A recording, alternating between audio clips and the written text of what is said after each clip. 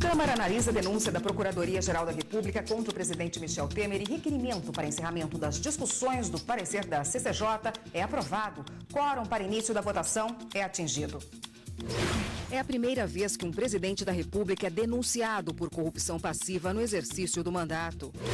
Segunda turma do Supremo decide pela soltura do procurador que teria vendido informações sigilosas de investigação para a JBS. Polícia Federal cumpre 62 mandados de busca e apreensão e 19 de condução coercitiva contra suspeitos de contrabandear equipamentos médicos. Ministério Público Federal pede na Justiça condenação do governador de Minas Gerais, Fernando Pimentel, e de outras 5 pessoas por improbidade administrativa. Justiça Federal na Paraíba suspende a aplicação do aumento dos combustíveis no estado. Essas e outras notícias agora no Jornal da Justiça.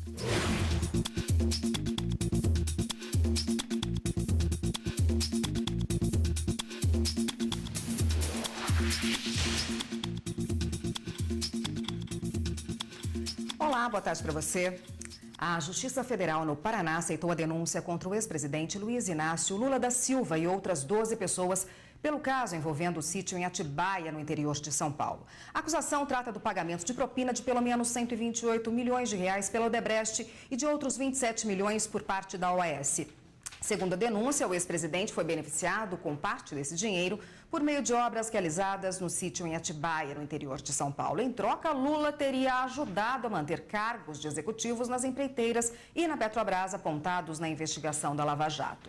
A denúncia aponta ainda que Lula teria recebido 150 mil reais do pecuarista José Carlos Bunlai, referente a um contrato de aluguel de um navio-sonda.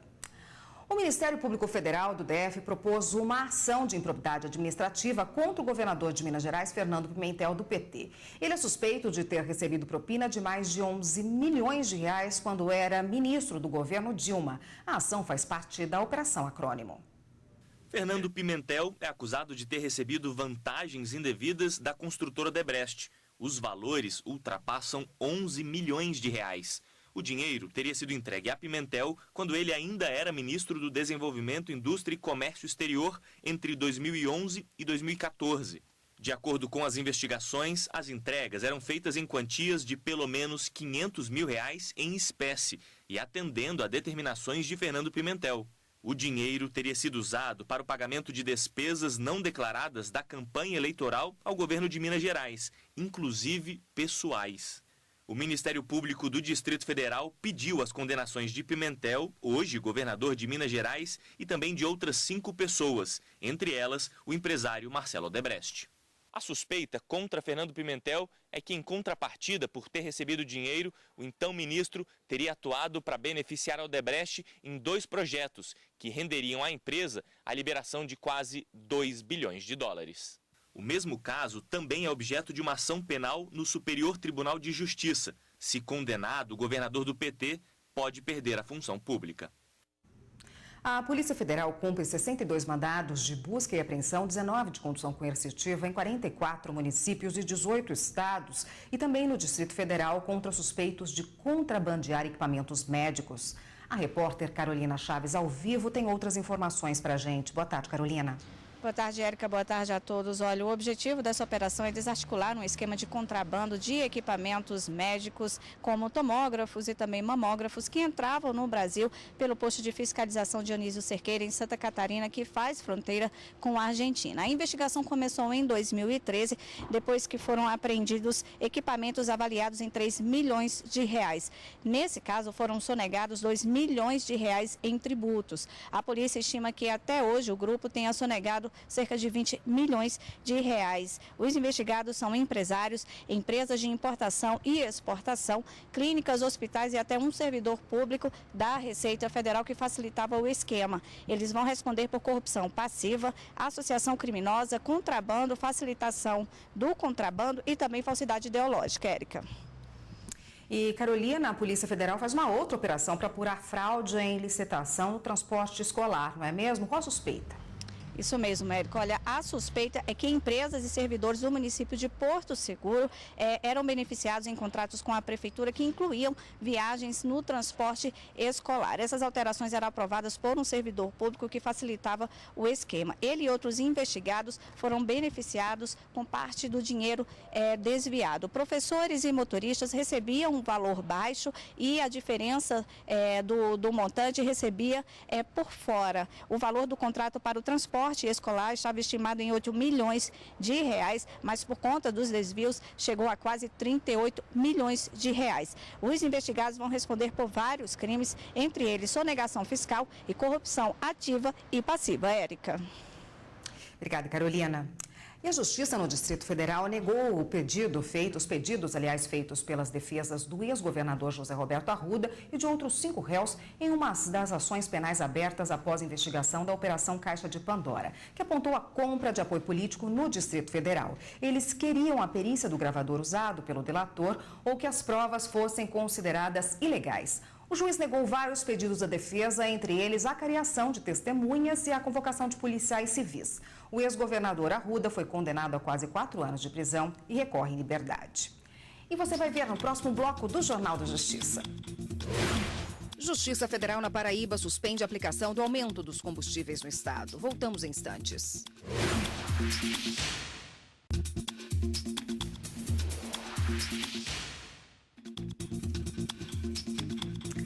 A Justiça Federal suspendeu o aumento das alíquotas do PIS e COFINS que incidem sobre os combustíveis. Com isso, as distribuidoras ficam impedidas de aumentar o valor dos combustíveis no estado da Paraíba. A repórter Evne Araújo tem os detalhes dessa decisão para a gente. Boa tarde, Evne. Boa tarde, Érica. A decisão só vale para os limites territoriais ali do estado da Paraíba. A Justiça Federal atendeu a um pedido do Sindicato do Comércio Varejista de Derivados do Petróleo para que esse reajuste das alíquotas dos impostos fosse suspensa. De acordo com o magistrado que analisou esse caso, o reajuste ele ofendeu o planejamento tributário, tanto de empresários quanto dos consumidores. A Advocacia Geral da União disse que vai recorrer dessa decisão, Érica. Obrigada, Evne. A lei da reforma trabalhista, sancionada pelo presidente Michel Temer no mês passado, só começa a valer em novembro. Mas as dúvidas estão aí, né? Uma delas, a hora extra. Uma das mudanças da nova lei é quanto à hora extra. Ela prioriza o tempo em que o trabalhador fica efetivamente à disposição do empregador. Isso significa que não será considerado hora extra o tempo gasto pelo empregado para buscar proteção pessoal nos casos de insegurança em vias públicas ou más condições climáticas, bem como entrar ou permanecer na empresa para atividades particulares, como práticas religiosas, descanso, lazer, estudo, alimentação, atividades de relacionamento social, higiene pessoal e troca de roupa ou uniforme quando não há obrigação de fazer a troca na empresa. Uma outra mudança é quanto ao trajeto casa-trabalho, trabalho-casa. A CLT considerava como jornada de trabalho esse percurso, desde que o transporte seja oferecido pela empresa por causa do difícil acesso e pela falta de transporte para o trabalho. A reforma trabalhista acaba com essa exceção e as horas de trabalho passam a ser contadas só no início das atividades. A nova lei vai entrar em vigor em novembro e vale para os novos e antigos contratos. Bom, para falar sobre esse assunto, está aqui conosco o advogado José Augusto Lira. Boa tarde, doutor. Boa tarde, Érica. Bom, com a reforma trabalhista, que passa a valer aí, entra em vigor em novembro, foi dado um novo conceito, né, para o regime de trabalho parcial. O que mudou? No diploma anterior, o regime de tempo parcial, ele era aquele até 25 horas semanais, né? Muito bem, o objetivo era se gerar mais emprego. Na reforma, o que se coloca? Coloca um regime em 2 situações que eles abriram. Em 30 horas semanais, sem direito a hora extra, e com 26 horas semanais, podendo fazer um limite de 6 horas extras, né? Então, o regime de tempo parcial, o objetivo dele é esse, né?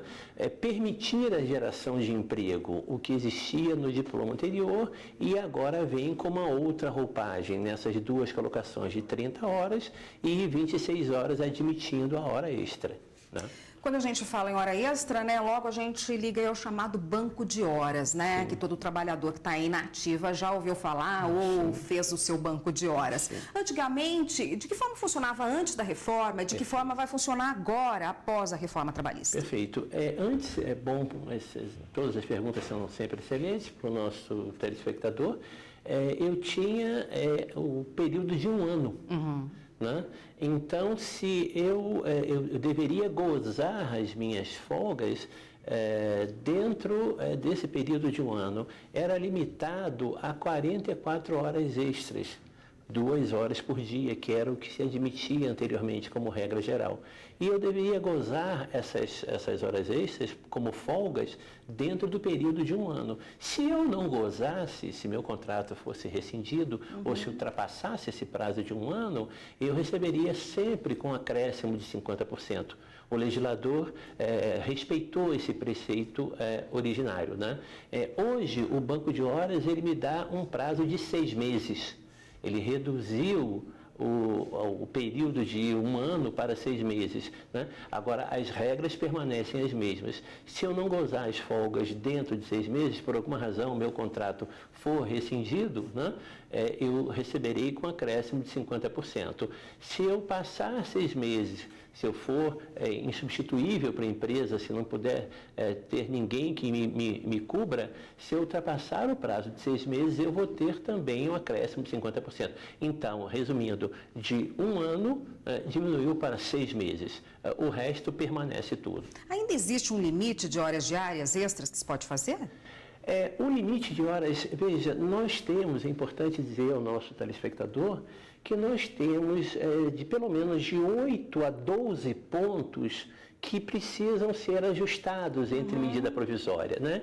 E um deles é esse. Por exemplo, né, eu lhe respondo com, nós vamos falar mais à frente, como nós temos uma jornada que hoje vai de 12, quando eu vou trabalhar 12 horas, eu tenho 36 de descanso, então a mim, trabalhando na área como advogado, como professor, eu estou admitindo hoje que a hora extra chegue ao máximo de 4 horas.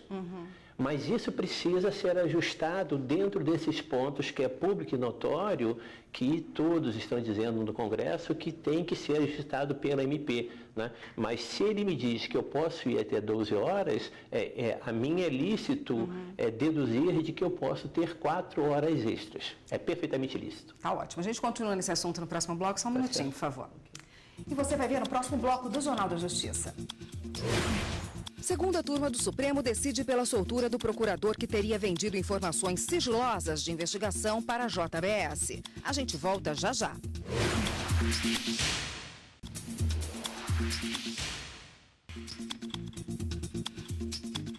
O Jornal da Justiça está de volta e a gente continua aqui nossa conversa sobre horas extras com o advogado José Augusto Lira. Doutor, o tempo de troca do uniforme, por exemplo, na empresa, o tempo que a pessoa vai levar para se arrumar, para começar a trabalhar, ou mesmo o trajeto que ela leva, se ela for pegar um ônibus da empresa, da casa dela até a empresa, isso conta como hora trabalhada? Perfeito. Conta como hora extra ou não? Antes da promulgação da lei pelo presidente Temer, isso era considerado como tempo à disposição. Por quê? Porque você estava disponível para o empregador. O empregador, e isso prevalece, e eu não tenho nada contra isso, mesmo antes ou mesmo agora. O empregador, se ele está pagando, ele pode propor e dispor. Isso para mim é bem claro, né? Mas antes era considerado como tempo à disposição, deveria ser remunerado. Todas as suas perguntas. Hoje não. Né? Hoje mudou esse conceito de horas de deslocamento, troca de roupa, troca de vestuário, né?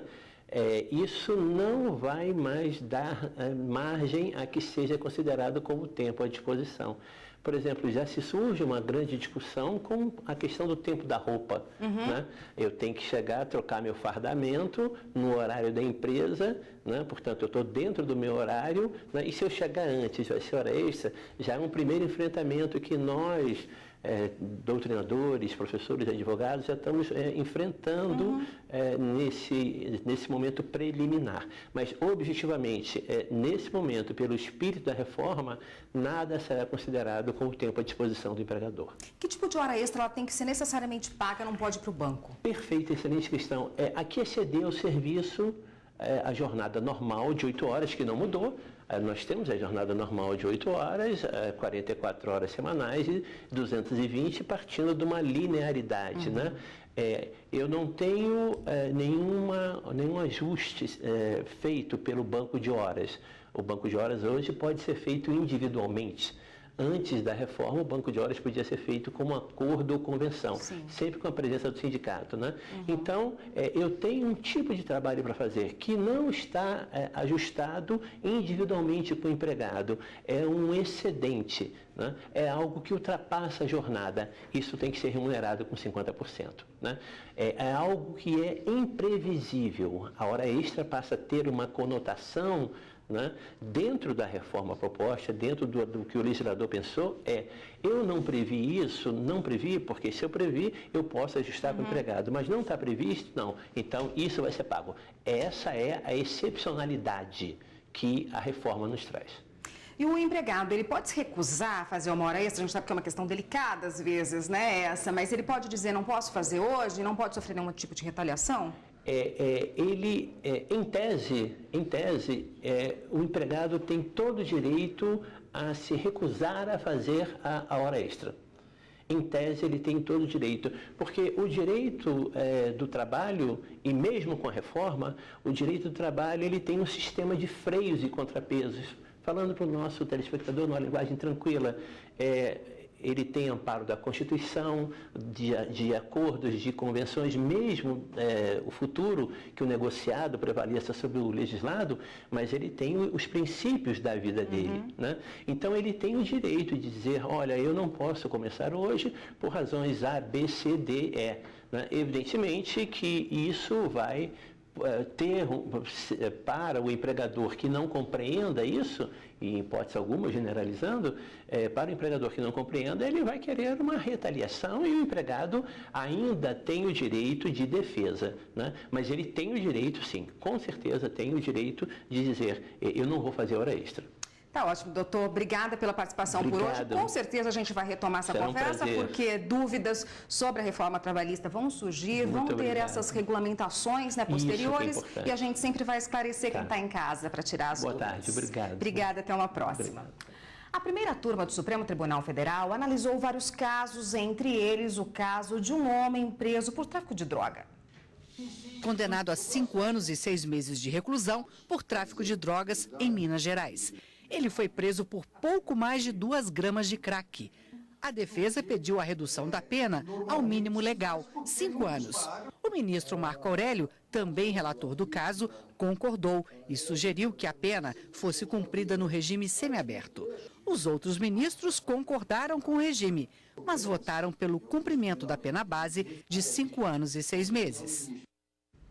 Já a segunda turma do Supremo soltou o procurador que teria vendido informações sigilosas de investigação da JBS. A decisão foi estendida ao advogado Willer Tomás, que teria pago o procurador pelas informações. Acompanhe. O procurador da República, Ângelo Goulart Vilela, estava preso desde o dia 18 de maio, acusado de ter repassado à JBS informações sobre a Operação Greenfield, que apurava o pagamento de propina por empresas a fundos de pensão em troca de investimentos. O caso foi enviado ao Tribunal Regional Federal da Terceira Região, porque o cargo original do procurador é em São Paulo. No Supremo, a defesa pediu que a prisão fosse revogada e que o caso fosse encaminhado ao TRF da Primeira Região, com sede em Brasília, onde o suposto crime teria sido praticado. O relator, ministro Edson Fachin, negou os 2 pedidos. E como consectário desta conclusão, consoante já afirmado em 30 de junho de 2017 nesses autos, fica prejudicada, em meu modo de ver, a análise da insurgência voltada em face das constrições cautelares do ora agravante e de Willer Tomás de Souza, as quais, senhores ministros, atualmente tem por fundamento não o decreto exarado nos autos da ação cautelar 4331, mas sim o fundamento atual da prisão de ambos está na decisão proferida pelo desembargador federal Toru Yamamoto, que entendeu pela necessidade da manutenção da medida extrema. O ministro Celso de Mello acompanhou o relator. O ministro Ricardo Lewandowski abriu divergência, atendendo aos pedidos da defesa para encaminhar o caso ao TRF1 e substituir a prisão por medidas alternativas. Fulcro no artigo 654, parágrafo 2º do Código de Processo Penal, e tendo em conta os argumentos que modestissimamente desfiei, concedo a ordem, primeiro, para fixar a competência do TRF da primeira região para julgar o requerente, e, em segundo lugar, para revogar a prisão preventiva, no entanto, impondo-lhe medidas cautelares diversas da prisão. O ministro Gilmar Mendes acompanhou a divergência. Como o ministro Dias Toffoli não pôde comparecer à sessão, o julgamento ficou empatado. Os ministros decidiram, então, pela solução mais favorável ao réu, no caso, a revogação da prisão. A decisão foi estendida ao advogado Willer Tomás, acusado de ter pago R$50 mil por mês ao procurador em troca das informações sigilosas. O plenário da Câmara dos Deputados atingiu o quórum para a votação da denúncia contra o presidente Michel Temer por corrupção passiva. O repórter Gabriel Sefrey acompanha e tem as informações. Boa tarde, Gabriel. Boa tarde para você, Érica. Boa tarde a todos que assistem ao Jornal da Justiça. Agora há pouco, as lideranças dos partidos fizeram a indicação aos seus membros sobre um requerimento que pedia o encerramento da fase de discussão para aí sim os parlamentares chegarem à fase de votação. 314 deputados votaram, 292 pelo encerramento. Como havia quórum mínimo de 342 deputados, se iniciou então a fase de votação. No momento em que eu deixei o plenário da Câmara dos Deputados, já estavam presentes mais de 386 parlamentares. Essa que foi uma manhã de muitas discussões lá no plenário da Câmara, como a gente acompanha na reportagem. Após atingido o quórum para a abertura da sessão e ordem do dia, o presidente da Câmara, Rodrigo Maia, abriu a reunião deliberativa. Solicitação para instalação de processo número 1 de 2017 do Supremo Tribunal Federal. Discussão em turno único do parecer da Comissão de Constituição e Justiça e Cidadania, que conclui pelo indeferimento da solicitação de autorização para instauração pelo Supremo Tribunal Federal de processo criminal em razão de denúncia formulada pelo Ministério Público Federal em desfavor do excelentíssimo senhor presidente da República, Miguel Elias Temer Lula. Na sequência, o deputado Paulo Abiacchio, relator do parecer na Comissão de Constituição, Justiça e Cidadania, teve 25 minutos para falar. Ele defendeu a permanência de Temer na presidência. Depois foi a vez do advogado do presidente, Antônio Cláudio Marins de Oliveira, fazer a defesa. Ele alegou equívocos na denúncia da PGR e questionou a legitimidade das gravações feitas pelo empresário Joesley Batista no Palácio do Jaburu com o presidente Temer. Seguindo o rito, deputados favoráveis e contrários à denúncia da PGR tiveram 5 minutos cada um para expor os argumentos. Foi atingido o quórum de 257 deputados para encerramento de discussões e início da fase de votação. Com as discussões encerradas, em breve deve ser então iniciada a votação sobre o prosseguimento ou não da denúncia. Se 342 deputados votarem contra o parecer da Comissão de Constituição e Justiça, essa denúncia chega então aqui ao Supremo Tribunal Federal. Caso contrário, ela será arquivada. Érica, é com você. Obrigada, Gabriel. E a denúncia da Procuradoria-Geral da República contra o presidente Michel Temer é pelo crime de corrupção passiva. A acusação se baseia em investigações iniciadas após a colaboração premiada de executivos da empresa JBS na Operação Lava Jato. Em 60 páginas, o procurador Rodrigo Janot usou como provas fotos de encontros secretos, o registro de que Temer usou o jatinho de Joesley Batista, um dos donos da multinacional, e a existência de uma mala com R$500 mil. Segundo a Procuradoria-Geral da República, o dinheiro era parte de propina paga pela JBS para que fosse favorecida por influência do presidente da República no CAD, o Conselho Administrativo de Defesa Econômica, num processo para reduzir o preço do gás fornecido pela Petrobras a uma termoelétrica da empresa. Além de Michel Temer, o ex-deputado federal Rodrigo Rocha Loures também foi denunciado pela Procuradoria-Geral da República. Para Janot, a ligação entre os dois foi atestada numa conversa gravada em março, onde o presidente indica Rocha Loures como um braço direito, um homem da mais estrita confiança dele. Corrupção passiva é um crime comum, previsto no Código Penal. Está definido na lei como o ato de pedir ou receber para si ou para outra pessoa, direta ou indiretamente, ainda que fora da função ou antes de assumi-la, vantagem indevida ou aceitar promessa de tal vantagem. A pena é de 2 a 12 anos de prisão e multa em caso de condenação. E líderes dos partidos do PSDB, PT, Rede Solidariedade, PCdoB e PSOL protocolaram no Supremo Tribunal Federal um mandado de segurança com pedido de suspensão da sessão plenária de hoje na Câmara Federal, que analisa o relatório da Comissão de Constituição e Justiça da Câmara, que trata da denúncia contra o presidente Michel Temer. A ministra Rosa Weber será a relatora desse mandado de segurança. E o programa Artigo 5º de hoje vai discutir uma situação muito delicada, a dependência de medicamentos caros para viver. O que acontece quando o paciente não consegue o remédio nas farmácias populares? O Supremo Tribunal Federal já decidiu. O Estado pode até alegar que não tem dinheiro para a compra, mas tem que provar. A Justiça tem sido constantemente procurada para decidir sobre esse assunto.